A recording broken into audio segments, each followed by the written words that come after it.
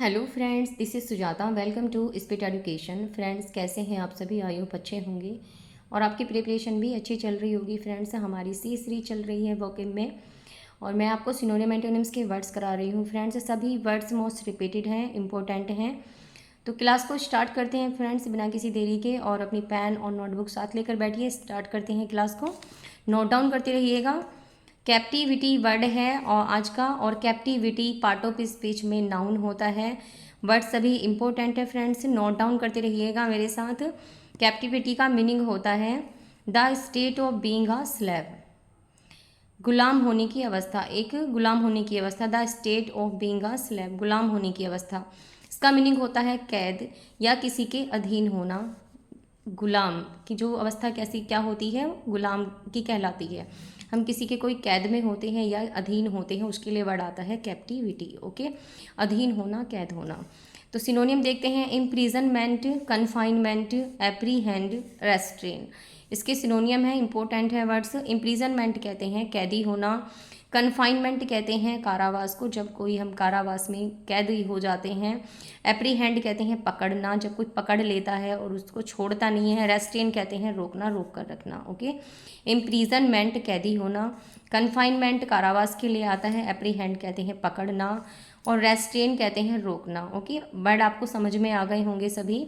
Antonym देखते हैं, freedom, स्वतंत्रता देना, आज़ादी, आज़ादी के लिए वर्ड आता है फ्रीडम। लिबर्टी, आज़ादी के लिए आता है। लिबरेशन, जब हम किसी को आज़ादी दे देते हैं। रिलीज़, छोड़ देते हैं। ओके, ये सभी एंटोनियम हैं।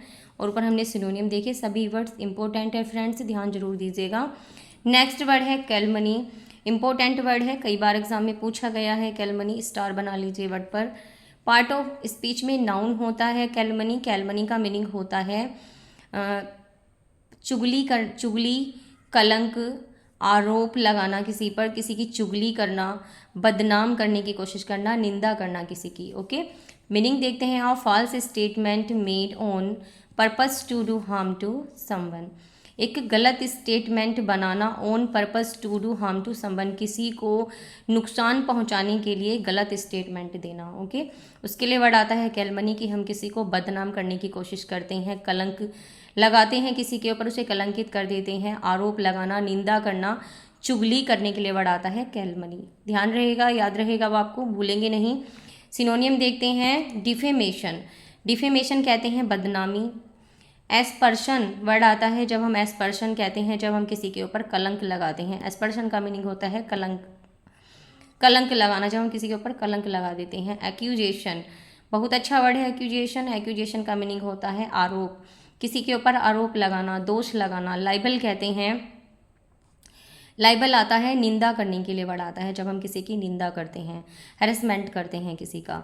तो डिफेमेशन आता है वर्ड बदनामी के लिए। एस्पर्शन कलंक, आरोप लगाना एक्यूजेशन, और लाइबल कहते हैं निंदा। ओके, डिफेमेशन, एस्पर्शन, एक्यूजेशन, लाइबल, इसके सिनोनियम हैं वर्ड के, कैलुमनी के। इंपॉर्टेंट है वर्ड सभी, कई बार एग्जाम में पूछे गए हैं फ्रेंड्स। एंटोनियम हुआ कमेंडेशन, कमेंडेशन कहते हैं प्रशंसा करना।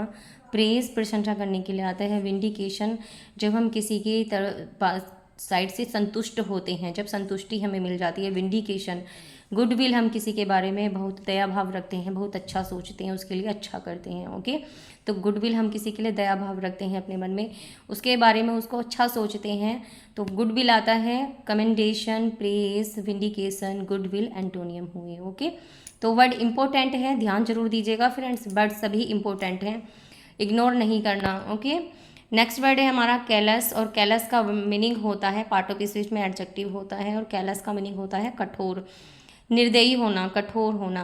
ओके, निर्मम, जिसको हम बोलते हैं जो हार्टलेस होते हैं, निर्मम होते हैं, कठोर होते हैं, उसके लिए वर्ड आता है कैलस। इंपॉर्टेंट वर्ड है। इसका मीनिंग देखते हैं, unkind, cruel, and without sympathy और फीलिंग फॉर अदर पीपल। कि अनकाइंड, निर्दयी होना, क्रूल, क्रूर, निर्दयी, क्रूर, और विदाउट सिंपेथी और फीलिंग फॉर अदर पीपल, दूसरे लोगों के प्रति बिना किसी सिंपैथी और भावना के होना, बिना सिंपैथी या भावना के होना, जिनके अंदर कोई सिंपैथी की फीलिंग नहीं होती, सहानुभूति की कोई भावना ही नहीं होती, वो निर्दयी होते हैं दूसरों के लिए, वो क्या सोचते हैं उनको निर्दयी की तरह व्यवहार करते हैं, निर्दयता कठोरता की तरह व्यवहार करते हैं, उनके लिए करते हैं, कठोर होते हैं, निर्दयी होते हैं, उनको हम बोलते हैं कैलस, कठोर। सिनोनियम देखते हैं, ऑब्ड्यूरेट, ऑब्ड्यूरेट कहते हैं हठी, जो हठी होते हैं, कठोर होते हैं, अनफीलिंग, जिनके अंदर कोई फीलिंग की भावना ही नहीं होती है, हार्टलेस होते हैं, निर्मम होते हैं, जिनके अंदर कोई दिल ही नहीं होता, इंडिफरेंट कहते हैं उदासीन, जिनके अंदर कोई फीलिंग नहीं होती, they have no feeling, okay.